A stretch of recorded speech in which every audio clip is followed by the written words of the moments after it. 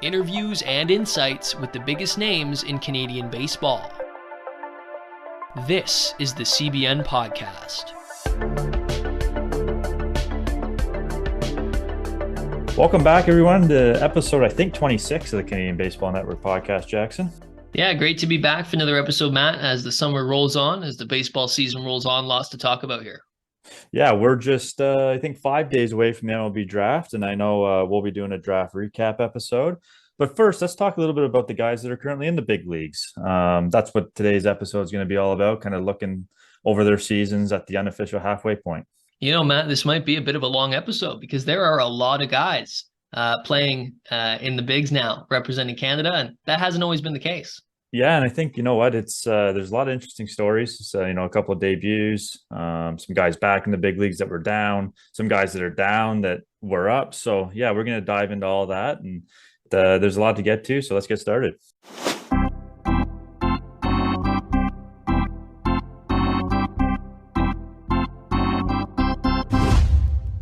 All right, well, we might as well start, Jackson. I don't think there's anywhere better to start than a friend of the show. At least we call him a friend, Matt Brash out in Seattle. Obviously, last year, start he had, and then he got to pitch in the playoffs against Toronto, right? And we obviously talked to him. It was a while ago now. It was a winter ago, or I guess really about a year and a half ago now for the Kingston native, and a guy who, is putting up some decent numbers. The biggest thing with Brash is just trying to, limit those walks as much as he can, right? Trying to keep his whip down as much as he can in that bullpen. Another product of that, what has become a bit of a factory over there in Seattle. Yeah, and I think the Toronto Blue Jays know all too well about that bullpen out in Seattle. The last time we talked to him, he had gotten called up at the end of the 2021 season, yes. And he hadn't actually pitched. So he talked a little bit about being in that playoff push. Seattle didn't make the playoffs that year. And obviously last year we saw him pitch at Rogers Center in the playoffs. The numbers that jump out for Brash, obviously we've heard about his slider. Everyone knows about that devastating slider. 60 strikeouts in 34 and 2/3 innings pitched. So that's exactly what you're looking for out of a reliever. Like you said, wants to watch the walks, but when you're punching out that many guys, 3.63 ERA, he's having a pretty good season. Yeah, I mean, the slider is clearly his weapon, right? His big out pitch, and it's just a frisbee slider. And the thing is too, he sure throws it. He's got a lot of velo, right, on his fastball too, which always helps, to work off the fastball with the slider. And there was also talk, that he might be a starter one day. Maybe that dream is still alive. We'll see. But I think he's done a pretty good job at the pen this year, Matt. And I think that'll only continue as he develops. God, what is he, 25? He just turned 25 in May. So he's still super, super duper young. So I think that starter's dream would still maybe be alive. I guess we'll see. But yeah, he's a great story, right? Because you remember when we talked to him, he was like, yeah, during the lockdown, I just went to a mound and just threw all day. Remember that? And now he's a huge part of Canada's future as a pitcher. He was their closer at the World Baseball Classic. He's off to a great start in his career. I just find that story of him just out there by himself throwing, and now to what he is in the bigs, throwing that frisbee slider, like you said, it's just an amazing story. Yeah, and you look at Seattle having a little bit of a disappointing season so far, but he's been a big part of it. The starter talk, I don't know, who knows what the future may hold, but when you're throwing 100 and you got a slider like that, you can have two pitches coming out of the bullpen. It might be too tough for them to move him to start back to being a starter. You look at a guy like Nate Pearson with the Toronto Blue Jays. He's kind of, wedged out a spot in that bullpen. They thought he was going to be a starter for a long time. Still obviously could be, still very young, just like Brash. But, when you find success like this, sometimes it's better to leave it the way it is than try to, force him into a role that, you think you'd like to have him in. Well, I guess if we're going to talk about the Blue Jays, we might as well talk about their Canadians, Jordan Romano, Vladimir Guerrero Jr. So let's dive into the Blue Jays a little bit here, Jackson. Yeah, why don't we continue with the bullpen talk and talk about Jordan Romano here? We were talking about Brash being a guy who throws 100 with a good slider. Well, Romano, a pretty similar pitching repertoire. For this year he's been his numbers, if you look at them, will be a little bit perhaps high. His ERA is up to 3.12 on the year. He had it wasn't a blown save on Sunday. It was a tie game. And he allowed a home run on the first pitch he threw to Alex Verdugo. So recency bias would maybe not the best time to talk about Romano, but yeah, I mean, obviously what he's been able to do, kind of since he got to Toronto, became a top 10 closer in the bigs the last couple of years. And this year, I mean, he was an all-star last year. I think that this year, I think part of it is just a little bit of bad luck. I think it's also hard as a closer, those things are going to happen. And when you have an ounce of bad luck, you know what I mean, it is really exposed. Yeah, for sure. And I think, you talk about his ERA at 3.12. I mean, that's still damn good. Yeah. But that just goes to show that people are kind of thinking that his numbers are a little bit elevated because of how good he's been in his career. Obviously, a 2.68 ERA, sorry, 85 saves. He's got 24 this year. Yeah, and again, people will say, and I've heard this before, and I've heard, pitchers talk about this, closers that come in non-save situations. I don't know what it is. I don't know if the numbers back this fully. I haven't completely dove into it. But a lot of the times it seems like they just don't perform as well when that, the pressure isn't on a save situation. Obviously, the pressure is on Sunday with Verdugo. But yeah, it just seems like there's something about, that closer mindset that, the numbers are definitely elevated when they're not in a save situation. So Scott Carson, who works on the Blue Jays telecasts, he tweeted out on July 2nd, Blue Jays closer Jordan Romano by situation this season. Save, 2.67 ERA, 6.19 opposing OPS, 0.33 home runs per nine. Non-save, 4.70 ERA, 8.55 opponent OPS, and a 3.52 home run per nine. Wow. So the numbers, in fact, do back up what you're saying there, Matt, big time. That's great because I didn't want to get caught making this up, but that just was from my personal perspective of watching the game and being involved in the game. But yeah, obviously Scott Carson there, he's the stats guru, the all-knowing Blue Jay stats man, shedding some light on those numbers, and that's staggering. It really is. So, but yeah, you know what, Romano's still been very solid this year, and we're talking about the bullpen, Brash, Romano. How about the next World Baseball Classic? We could have a little setup man closer there. No kidding. Nice back end of the bullpen. And that's the thing with Jordan. You talk about the expectations for him. I think they're just sky high. And, he's the hometown kid, right? Like, what a great story he's become over the last couple of years, as he's taken over as the closer. He is leading the bigs in saves this year, right? So that's pretty impressive in and of itself. Now, of course, the save stat is often determined by, obviously you need opportunity, right? And if you're on a team like this, that we talked about in our last episode, they win by usually pretty small amounts because they're not scoring a lot of runs. So he's going to get a lot of save opportunities, but you still got to give him credit. He can't control that. One thing that we should keep an eye on with Romano, as well as Brash, these guys, it's going to be the workload, right? Especially for Romano. We've seen it past years where, when the Jays use their bullpen a lot, like you look at Eric Swanson. To me, he seems like a guy last week, he looks a little tired, looks a little worn out. Maybe that's the same thing with Romano, although he hasn't been pitching quite as much, I don't think. But, that's one thing to definitely keep an eye on here as we've crossed now the halfway point. Okay. He's on pace for about the same amount of innings that he pitched last year, 64. He's up to 34 2/3.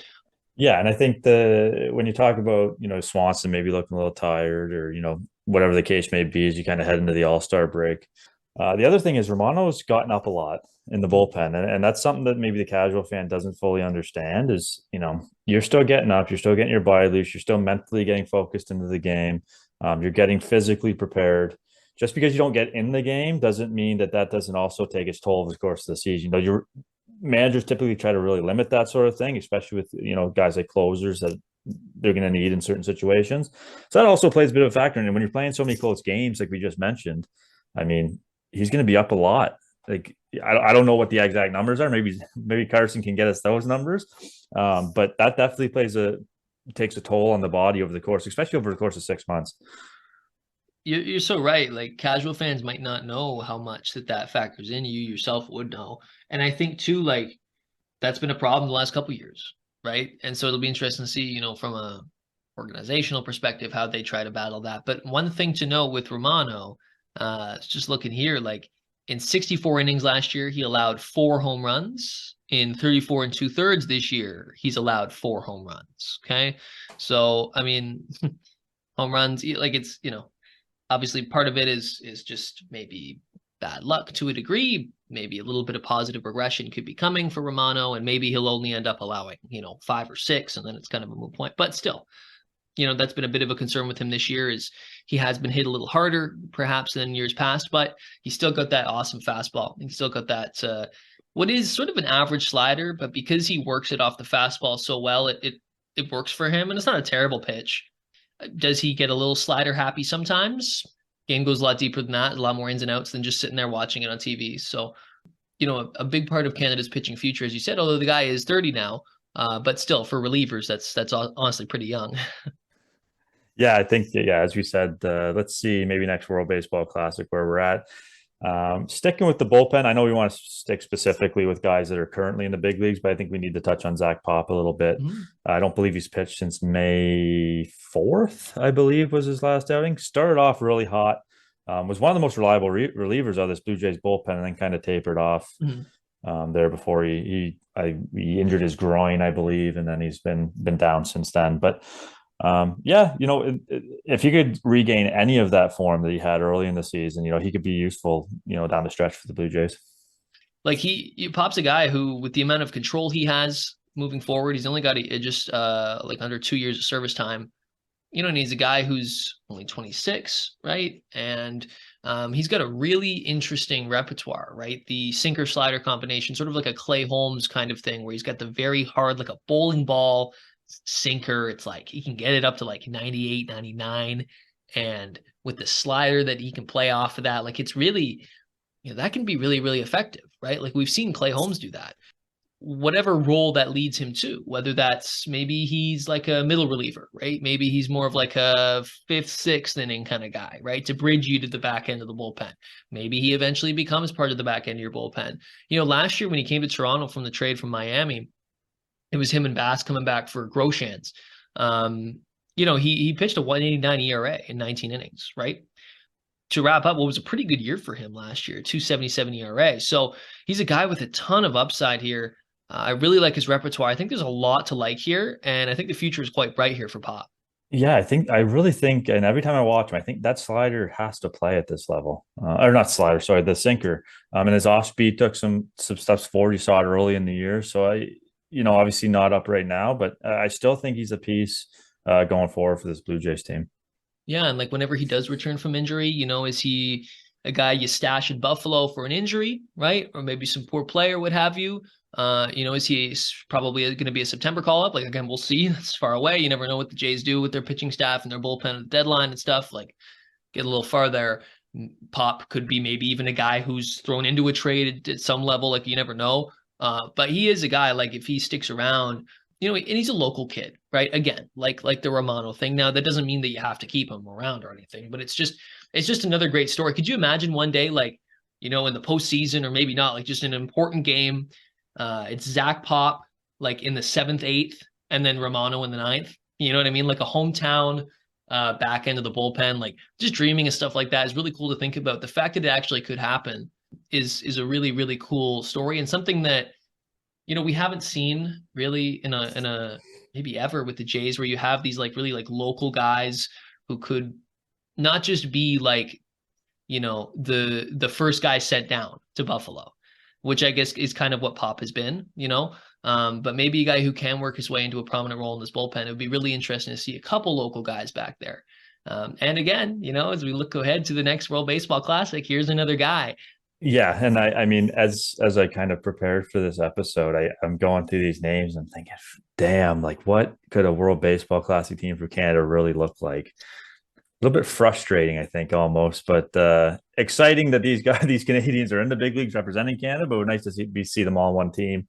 One of those guys that, and this won't happen, would be Vladimir Guerrero Jr. Mm-hmm. So obviously casual fans may not know, born in Montreal, could play for Canada, the World Baseball Classic. He was going to play for the Dominican, but lots of talk about Vladdy. The home run streak is over. He has his home runs at Rogers Center. He's starting to heat up a little bit now, so that's good to see. Yeah, and you knew it was going to happen at some point. It was just a matter of when. I think when we both sounded pretty perplexed on that last podcast when we talked about Vladdy and his struggles and stuff, especially at home. He has really kind of turned it on. I'd say the last week or two, he had a good series against Oakland a couple weeks ago, and Against San Francisco, he was okay as well. The power will hopefully continue. I think if you're gonna, continuously hit a guy like him in the middle of your lineup, like he needs to be hitting, and if he's not, like, it's just he is very much, you talk about how Springer's sort of the straw that stirs the drink at the top of the lineup. Vladdy is such a big part of the heart of this order, and he's got to be driving runners in. And for this team to work, he needs to continue to do that. But from a Canadian perspective, obviously, it's really interesting to have him being born in Montreal and having the opportunity, maybe if he wanted to represent Canada. Yeah, and you know what? We talk about Brash being young. Vladdy's 24. Yeah. Like, it kind of blows my mind. I kind of forget about that, Mm-hmm. And we talk about the consistency, and I mean, guys hitting 274, 12 home runs. He's driven in, I think, 52. But I think that consistency piece, we talked about this in the Blue Jays kind of recap at the third of the way through the season when we did it. That seems like a team problem at this point. Yeah. So I don't know if that's just Vladdy or if that's Yeah. contagious, because it seems like it is.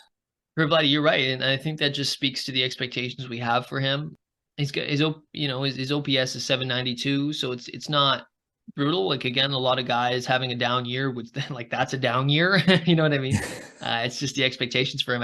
You're right, at 24, it's just so high, and it'll be interesting to see kind of how he rounds out his season, and if he can put together a nice stretch. I think it feels like he's definitely heading in the right direction, I would say, and maybe heading into, as we get into July and into August, maybe as the ball continues to fly, rather, as the weather heats up, he really can kind of get going. And I think that would really energize this team and this lineup if a guy like Vladdy started to go, obviously, much like we've seen in past seasons.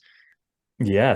But let's stay in the AL East. And another pair of Canadian teammates with the Boston Red Sox, James Paxton, Nick Pivetta. James Paxton, the American League Pitcher of the Month for June, I might add. So nice to see him get back, dealt with injuries. It's just nice to see him get back started, obviously, on Friday in Toronto. Would have been nice to see him pitch Saturday on Canada Day, but the Boston Red Sox don't care about that.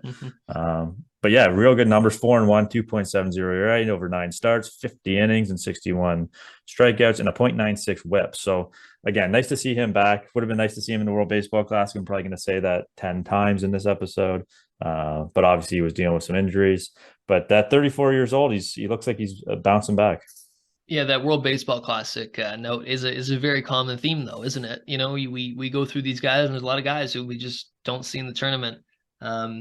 It is frustrating for sure, but yeah, in the case of Paxton, he's quietly or not quietly put up a very, very solid career here. He's be interesting to see if he ever gets to 1,000 innings. I think if health holds up, maybe he's got a chance.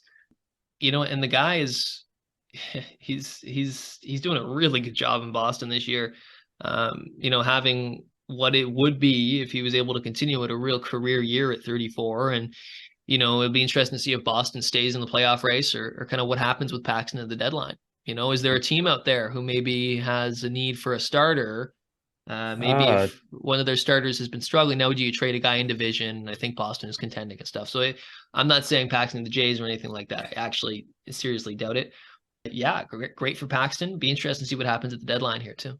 And this has been a sneaky good career for James Paxton. Obviously dealt with some injuries and some ups and downs, but 61-34 with a 3.53 ERA over the course of his career. I'm looking here. I think it's 10 or 11 big league seasons. Those are very solid numbers. And obviously excited to see him, return to his form that you kind of saw when he had with Seattle early in his career. But I'm feeling old because I remember him at Kentucky, and now he's 34. So I'm starting to feel a little bit old. He was obviously a 4th-round pick of Seattle back in 2010. So, good to see him. Nick Pivetta now, on the other hand, he's kind of been in that swing role. He's been, he started 8 games, but he's also pitched in relief. Came in relief, I believe, over the weekend on Canada Day weekend. An up and down season, 4.92 ERA, but another guy that bowed out of the World Baseball Classic a little bit late due to an injury. But yeah, it's a pair of Red Sox, you get to see him quite often playing the Jays. Yeah, and for Pivetta, 4.92 ERA on the year. Interesting to note, the last he's been in Boston for a while now. You forget this will be his 4th season there. He went to Boston in 2020. Shout out Victoria, BC, by the way. One thing I do have in common with a big league pitcher is we were both born in Victoria. But I forgot about that. There you go. Yeah. And Pivetta quietly 30 now as well. It feels like he kind of just started his career. And again, now we're both feeling old. His numbers certainly aren't as shiny as Paxton's are, but he's still effective for the Red Sox. And yeah, it is cool to see a couple Canadian arms there, and a good story at a BC, couple BC arms. Yeah, and Pivetta just reminds me of a guy that's going to be in the big leagues for. Yeah, he's just always going to be there. He's going to be a fourth, fifth starter in the bullpen. He's had better seasons in Boston than he did early in his career. Obviously, that's not necessarily surprising, just given the fact that you get comfortable in the big leagues. But facing the Jays, I mean, it's always fun to watch Canadians face the Jays. But let's jump over to the AL Central and the Cleveland Guardians, an organization that we know pretty well, having talked to Jacob Zibin, Miles Naylor. I threw this out there on Twitter. Okay. MLB Pipeline has Miles Naylor ranked number 59 for this upcoming draft. The Guardians have the 58th pick. Brother Josh and Bo are on the. I'm just going to throw that out there. I'm not saying it's going to happen, but your move, Cleveland. I did not know that. That's a great connection to make there. Yeah, that's really, really interesting. Obviously, what a story that would be one day if you have 3 Nailers in the lineup. Already seeing 2 Nailers in the lineup is crazy, Matt. The success that Josh has had, obviously, after moving around a little bit as a prospect and now really establishing himself in Cleveland, and now Bo Naylor coming up. And, those great moments, I'm sure if you're a Canadian baseball fan, you've seen them online, those great moments of Bo Naylor getting his first home run and his brother Josh giving him a big hug afterwards, and stuff like that is just great to see, especially, just as a baseball fan, but especially as a Canadian baseball fan. Yeah, and I think the passion that Josh plays the game with, we saw last year when he hit that home run off Cole and the rock and the baby, and that got under some people's skin. But I think that's just who he is. I mean, you watch him, he is genuinely excited to watch his brother play baseball. He's like a fan sitting there. He could just as well be sitting in the front row with a thing of popcorn watching his brother play, cheering him on.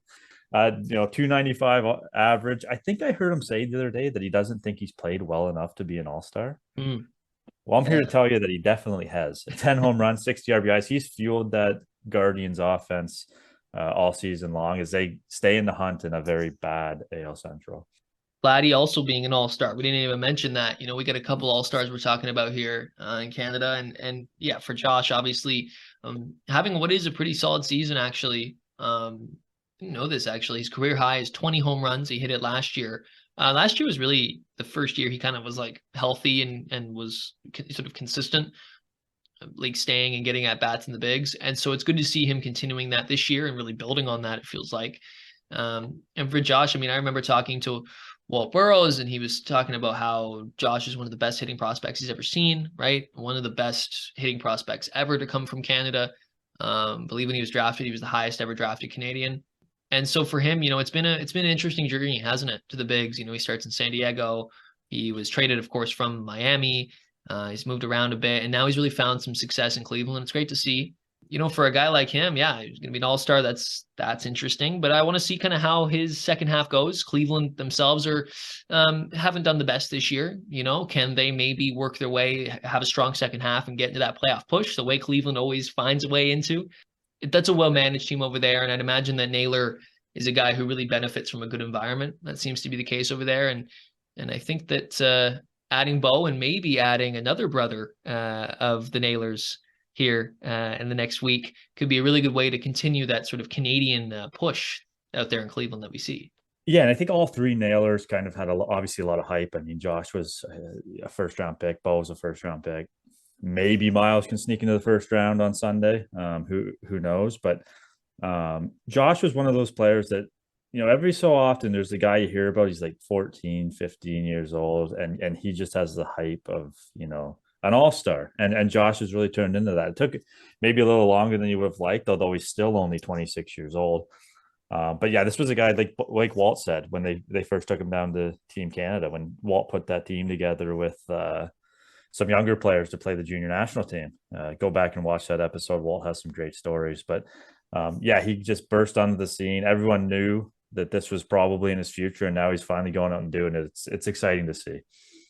Yeah, and like his brother Bo. I mean, we talk about Josh. We could talk about Bo Naylor now as well. Two guys who really taken their opportunities in Cleveland and built on them. We just talked about that with Josh, and now Bo is starting to do that. I was wondering though early on in the season why he hadn't been called up. He was playing pretty well in AAA, and it finally does get his call up, and so we'll see what happens. Okay, he's only got 40 at bats this year. He had his first home run, as I talked about, that nice moment. I believe that was in Kansas City. But yeah, it'd be interesting to see if Bo sticks at catcher. I think he will, and that'll be really cool to see. I think the biggest thing with Bo is like his hitting tool got him to the bigs, but also I think he's a pretty good catcher too. You see that move that he had, that sort of reaching all the way back move that he had the other day. You don't see that too often. So he's clearly got some unique talent. Yeah, I mean, we talk about the future of Canadian baseball being bright. Bo is only 23, and Yeah. to get to the big leagues at a premium position like catcher, where you have to handle a big league pitching staff, and he's done an admirable job so far. Mm-hmm. I think the big thing with the Nailers, I think we saw it.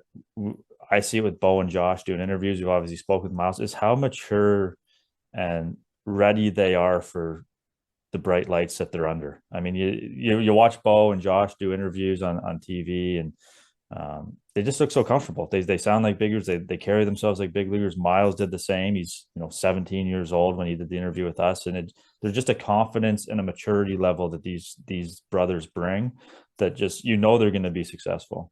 You see that especially with Bo, right? Like it feels like, yes, all three of them, but like a good example is Bo, like a guy coming up, you're right, is a 23-year-old catcher, on a team that really, like, Cleveland really prioritizes having, good starting pitching. Terry Francona, a legend, obviously. Like being a catcher in that situation at first, I'm sure would be very intimidating. And you got to have really strong character and really be confident in yourself and be ready for that moment, because handling a big league pitching staff, plus also, needing to produce a little bit at the plate and, dealing with the bright lights and all that you mentioned. Yeah, you need to be a very certain type of person to deal with that. And Bo has done a fantastic job so far. Well, I think, with a lot of these guys, how about a battery of Cal Quantrill and Yeah. Noah Naylor? Quantrill struggled a little bit this year, had some injuries, coming back from an injury, but Quantrill's only 28. It's like ages in professional sports are like 15 years old, and you see a guy that's 28, you think he's so old. Yeah. He's 28 years old. Cal Quantrill, and an established big leaguer, obviously an inflated ERA this year, like I said, dealing with some injuries and whatnot, but a 3.85 ERA is a career, starting at Yankee Stadium last year against Garrett Cole in the playoffs. Like these are not just Canadians that are, like we said, are the first guys sent down. These are Canadians that are establishing themselves as difference makers in the big leagues, and Cal Quantrill was one of them. And in that series, like you talked about Josh Rocket Baby and Quantrill making a big start, like that's kind of what I meant when I was talking a little while ago about Romano sort of he hasn't had that moment in the postseason yet, right? The way that those guys have on the big stage. Now playing the Yankees, it's always going to be a big stage, but yeah, like what a moment for Canadian baseball when Quantrill is opposing Cole in a big playoff game. When Josh Naylor, I know it didn't work out and all that, and he got mocked and he got booed pretty good, but as they say, they don't boo nobodies. Right. And I think that was just such a cool thing for both of them. You look at Quantrill though, his stats are really, really good though. Like prior to this year, yes, it hasn't gone well for him this year, but starting pitching is so volatile, right? Especially this year. You look around. I mean, you could look in Toronto, you could look in a lot of markets. Pitching has been funky, especially this year. I find, but he rocked a 3.38 ERA last year in 186 in the third inning. The year before, a 2.89 ERA in 149 innings pitched. Like the guy can not only carry the load in the rotation and pitch a lot of innings, but pretty effectively too. What I like is he's got some nasty to him. Quantrill does, like all these guys do, like Naylor does too.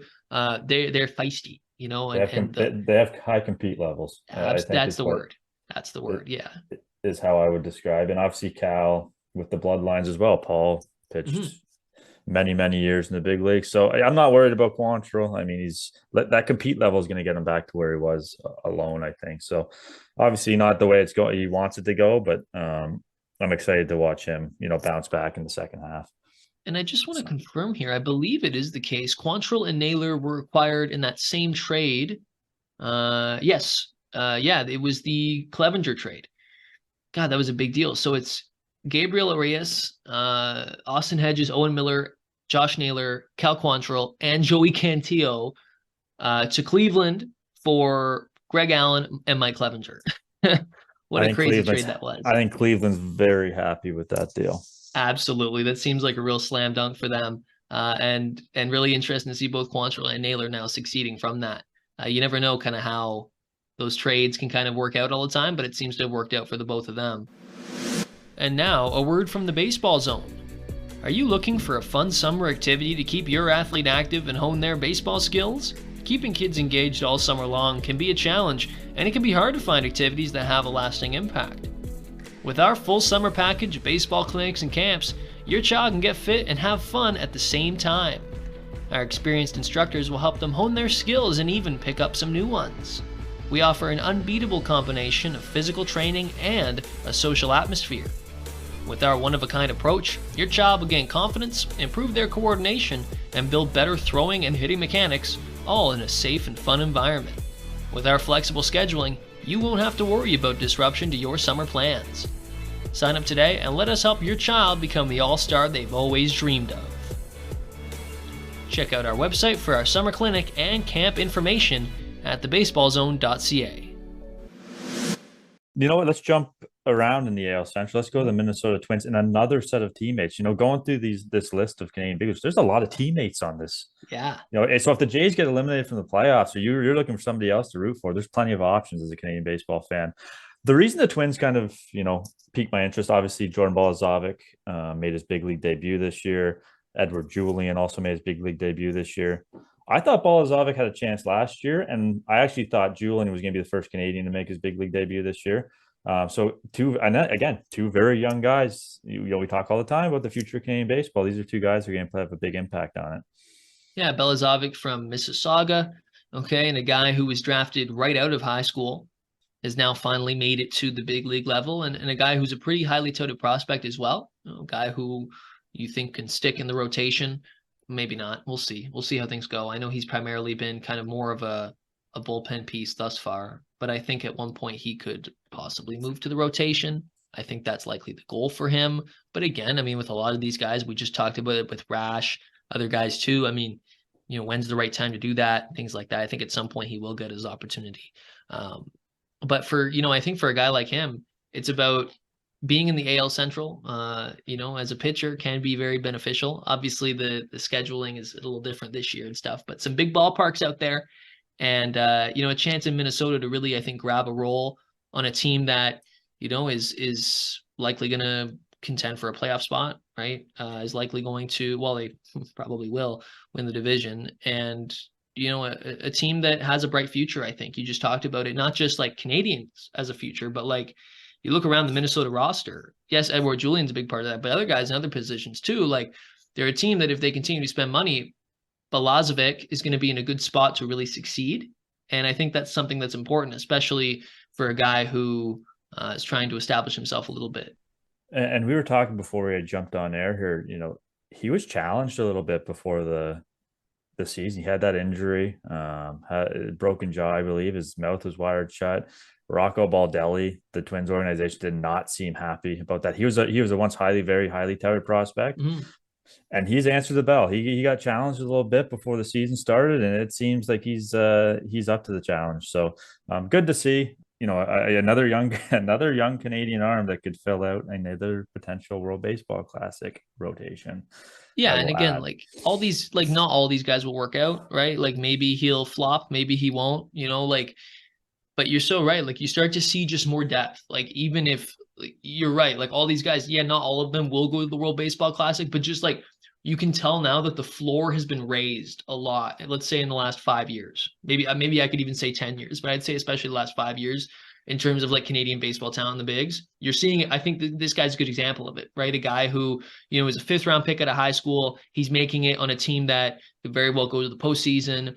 And he also has another Canadian teammate who we're going to get to shortly. Like it's just, we're seeing a lot more of this. And I think that that's really great for Canadian baseball. Yeah. And younger guys, I think at this year's World Baseball Classic, we saw a lot of the elder statesmen, especially in the bullpen, the older pitchers ushering in the new guys. These are the new guys now. We'll talk about Edward Julian right now.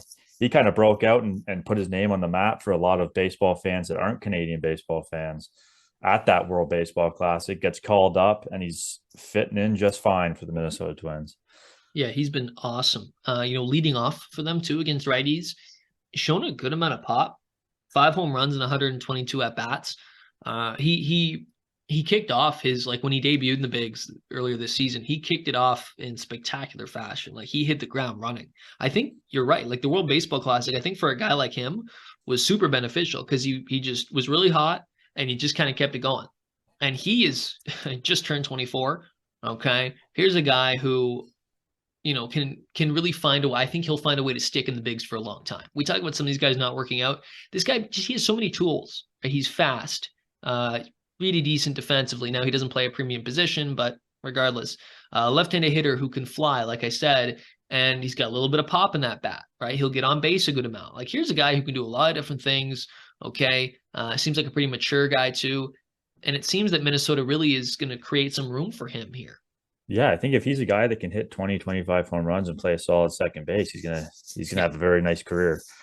Obviously, talking about the draft coming up, and this guy was an 18th round pick. So if in today's draft, that'd be the second to last round. There's only 20 rounds in the draft now. So out of Auburn, and I cover a lot of college baseball, as people know, it is so hard. The MLB draft might be the hardest to predict as far as who's going to pan out.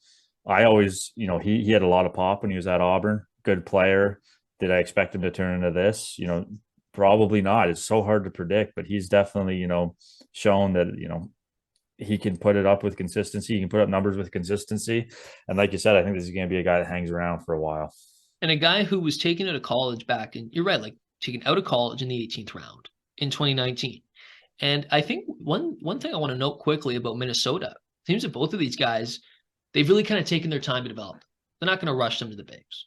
Getting taken out of college that long ago, that was pre-COVID. Yeah, a long time ago now.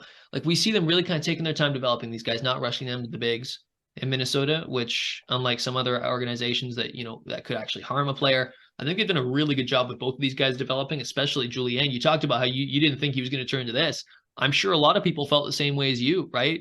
And he's really, I bet you there's people in the Minnesota organization who didn't expect this to happen for an 18th round pick, right?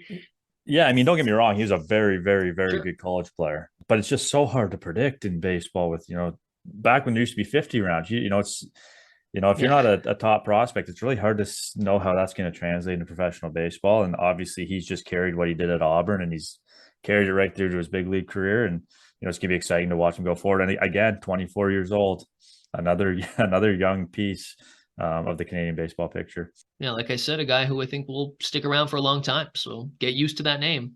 So let's talk about arguably the most famous Canadian baseball player. And I love this guy, Joey Votto. I mean, how can you not be a Joey Votto fan?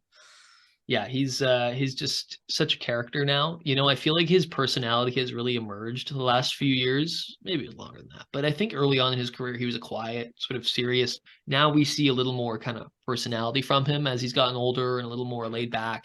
One highlight for me of last season was watching Votto, come back to Toronto, right, and hit that home run in Toronto last year with the Reds. There was a cool story in The Athletic. He went with the Reds beat writer to visit his old house and had sort of like a homecoming moment. He was talking about his dad and sort of like playing catch and his brother and stuff like that. And I think like that moment and him coming back to Toronto was really cool for Canadian baseball fans. And I think that, again, with him being in the National League, like, we don't see him much. So for him to come up to Toronto and hit that home run and sort of that hometown moment, I think was really, really cool.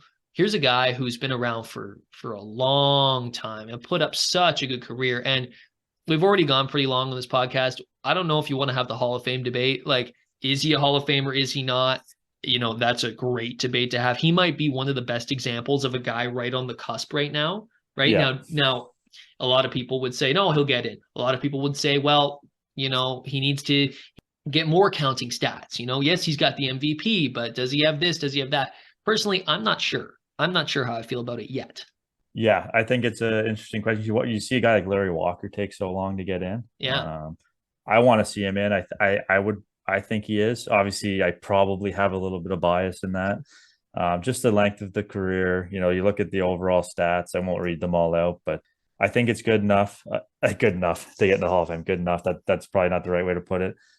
39 years old, but there's still some left in the tank here. 4 home runs this year and 39 at bats. The average is obviously down, but there's some underlying numbers that could probably counteract that. There's still some left in the tank, and I really want the Reds to win the Central. I'd love to see him back in the postseason.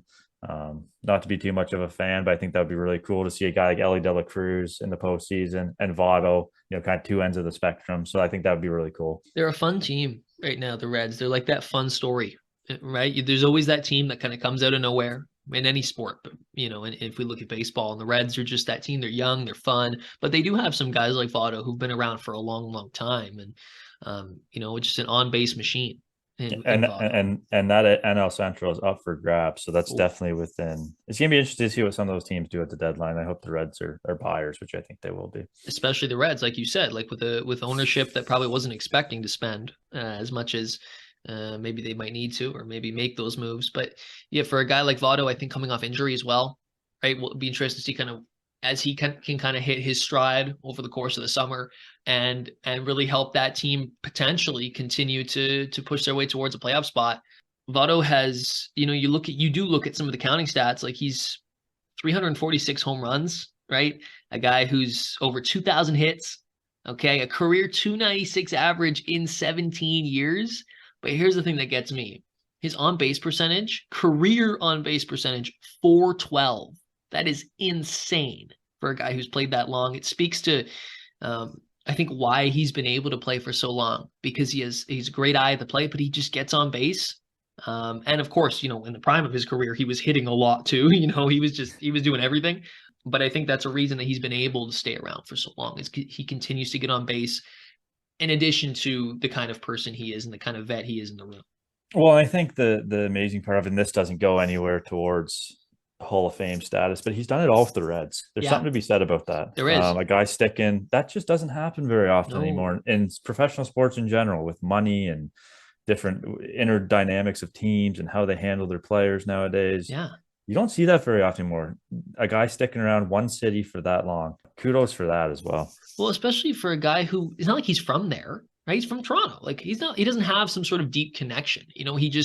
I think what it was is that, it's a sense of loyalty, obviously, but I think he's really liked the organization from the get-go, right? You hear about the story of him getting signed where, they brought him out to the park and he was just mashing balls off the wall, mashing balls out from the left side. And it's like, where did this guy come from, right? Yeah. And then the great story of them. So I think part of it was like them believing in him early on in his career. And then I think just it is a unique story, especially for a guy who won an MVP, right? Like you'd think a guy who won an MVP in a small market who isn't from there will leave at some point.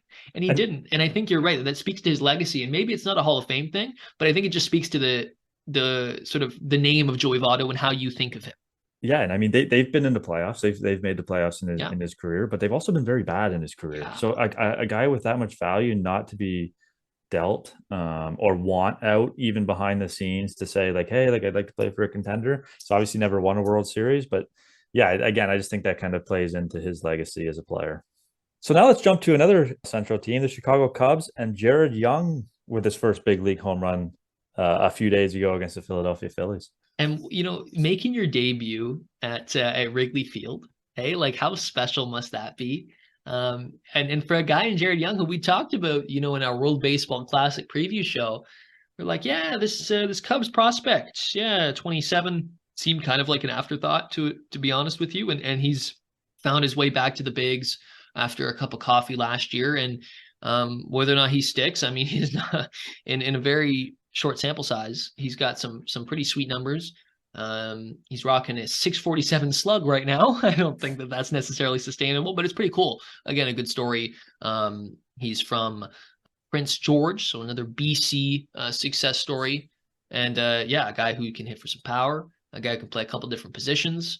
A Cubs team that's not great, so he's going to get some opportunity. Especially after the deadline. He will hopefully, he can continue to stick up at the big league level. In fact, I'm going to Chicago in a few weeks and I may very well see him play. That'll be a cool moment for me if he does. But yeah, I think a guy who is sort of trying to make his mark in the bigs and hopefully can just try to stay at the level.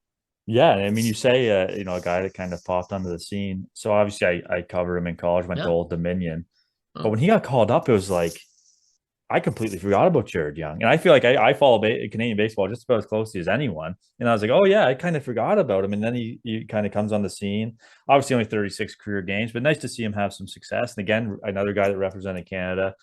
So we always have time for guys like that on the show. absolutely. He's in our good books. And a guy who is a bit of I wouldn't know if you call him a prospect anymore, obviously in terms of like service time. Yeah, but he's approaching age 28. Okay. He turns 28 on July the 9th. So, a guy who will probably play, if he's going to stay in the bigs, probably be under team control throughout his prime. And so a guy who maybe will be in Chicago for a bit, depending on kind of how things go. And, an example of a guy who I think just, you talk about being under the radar, I take a look at his minor league numbers here. Like it's a pretty big, long list, right? But he's been consistent, and I think a guy who maybe his numbers haven't always been there, but clearly there's something else to his game that they like. Yeah, and another teammate of another Canadian in Jamison Tyone. Big on. Not having a great season this year, inflated ERA, but born in the Woodlands, Texas. But his parents, now I'm drawing a blank of where his parents are from. Anyways, has Canadian ties. Yeah, just another Canadian, another interesting story, another set of teammates on a big league roster, which seems to be a theme of this show. I find that with Tyone, it's really an interesting case, isn't it? Like he's a Canadian American.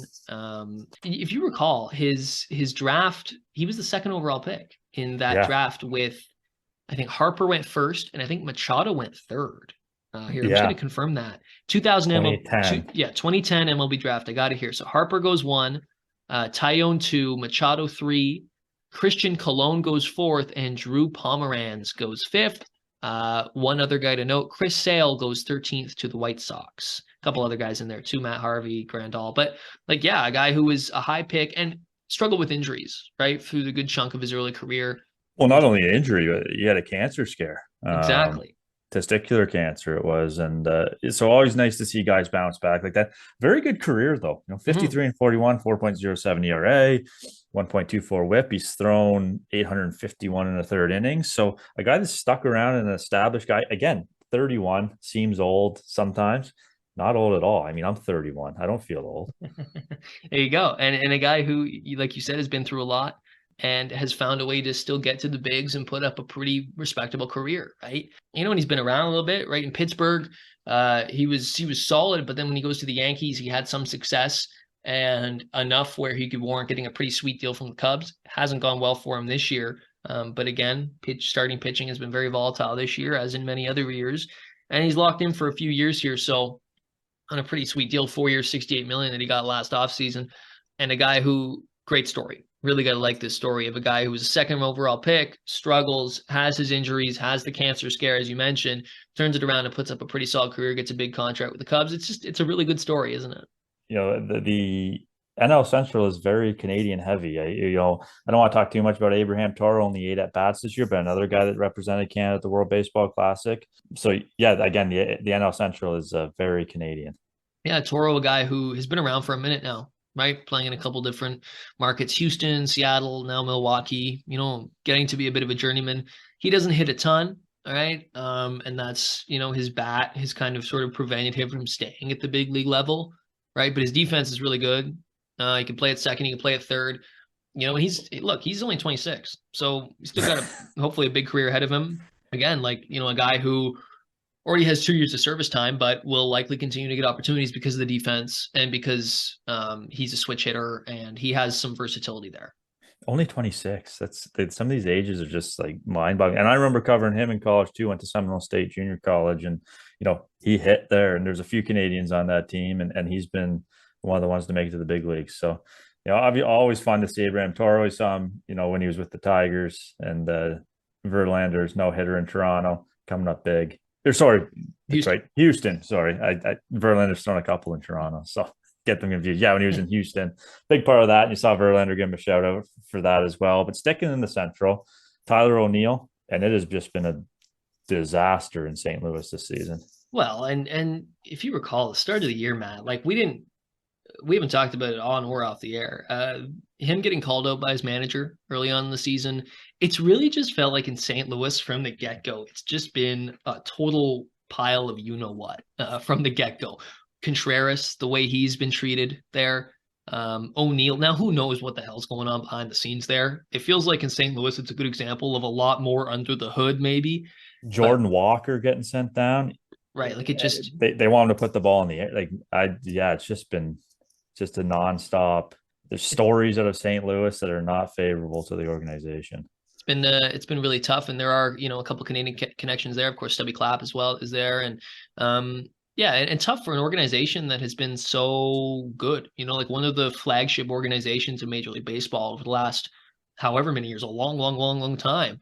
Like they never do this. This is the opposite of what they would be. Like the Cardinals forever have been they make the right choices with player development. They make the right choices with signings, and then they don't have these big like disputes in public.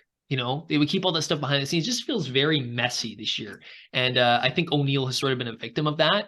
A guy who, like, when you look back to 2021, right, he finished 8th in MVP voting, right? Yeah. A guy who hit 34 home runs, 912 OPS, and he's dealt with injuries and other things. But this year has just been a total tire fire. Matt, like, you got to wonder if a guy like him might move on at some point via trade, right? If it's not working out, it seems like he could be a trade candidate for sure. Yeah, and then again, another guy that represented Canada at this past World Baseball Classic, so obviously a proud Canadian. But I think the Cardinals are just waiting for 2023 to end. I mean, I think they're 10 and a half games back in the Central. Being 10 and a half games back in the Central, NL Central, is like being 30 games back in the AL East. So the last Canadian on our list, and this might be my favorite story of the year, is Mike Soroka. Obviously, twice hurting his Achilles. Long layoff, finally made his way back. And I think some people forget that how good this guy was and is. Obviously 1-1 with a flat ERA, only 15 innings this year.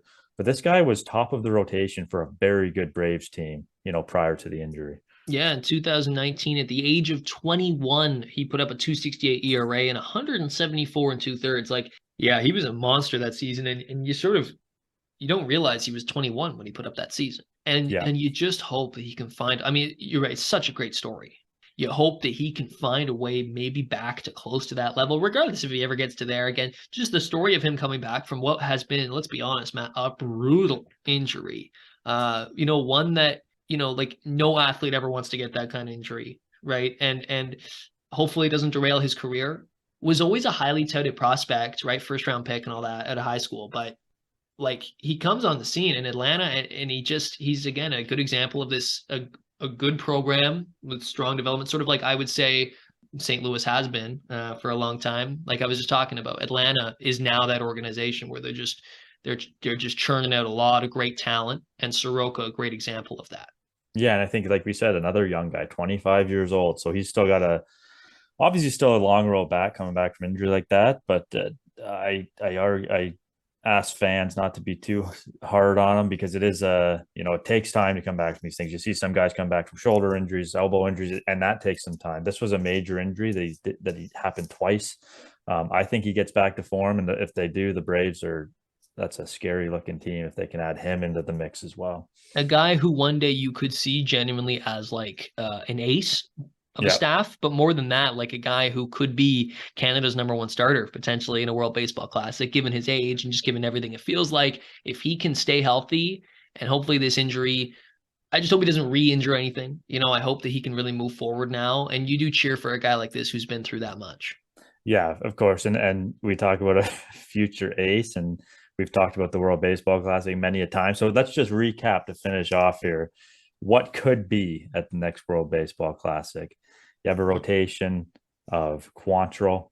You have Paxton if he ages well. Soroka, Tyone. You look at a bullpen of Romano, Pop, Balazovic, Pavetta. I mentioned Pop already. So you look at the lineup. You're looking at Bo Naylor and Brash. I completely forgot about Brash. There's your closer. You look at the lineup, you got Naylor, Julian, other Naylor, O'Neill. There's a lot to like here. Votto, who knows? Maybe the ageless wonder, Joey Votto. Maybe he'll stick around. Jared Young. So there's a lot to be excited about Canadian baseball going forward. And even a guy like Freddie Freeman, who represents Canada. I know he's, we didn't talk about him because he is American and he does represent Canada at the World Baseball Classic. But another guy, right, who is Freeman was the best hitter in that lineup that we saw for Canada, although of course he got hurt at the World Baseball Classic. But yeah, like all of a sudden you start to look at this lineup, but especially the pitching staff. The biggest thing, Matt, is just the participation, right? You're hoping a lot of these guys buy in, but even if not, like I was talking about earlier with the floor, it feels like even if not all these guys go, even if enough of them do, you still have a lot of quality there because of that. I mean, they were missing a lot of guys this past World Baseball Classic and still put up a heck of a performance. But you got a full rotation, essentially, half a bullpen, and then almost an entire lineup of not just big leaguers, but guys that have contributed at the big league level. And there's other guys too that we didn't even get to, right? Like Charles LeBlanc for Miami at AAA this year. Okay, he's got an OPS in the 700s. I'm not sure what it's going to look like for him moving forward. There's their infield in Miami is pretty good. So you got Luis Ariz who's chasing Teddy Baseball. So and a few other guys in Miami that are making it difficult. Rob Zastrinsky in Pittsburgh, who pitched it for Canada the World Baseball Classic. He's been up with the Pirates this year. Another good honorable mention, and Rowan Wick as well, who this year has had a very bad year at AAA, but pitching is volatile. He's put up a pretty good career in that Chicago bullpen. So a lot of guys even beyond the big league level who could factor in at some point this season for their clubs. We'll see. Yeah, and we talk about the future of Canadian baseball. The next time you'll hear from us will be a post-draft episode of the Canadian Baseball Network podcast. Some exciting guys. Another Naylor, gonna hear his name called. So we'll have that all wrapped for you in the next episode. We thank you for joining us, and until next time, take care. Thank you for listening. Be sure to check out Canadian Baseball Network for extensive and comprehensive coverage of the latest in Canadian baseball. And the Baseball Zone, Canada's leading instructional baseball academy and training home to thousands of MLB pro, college, and youth baseball players.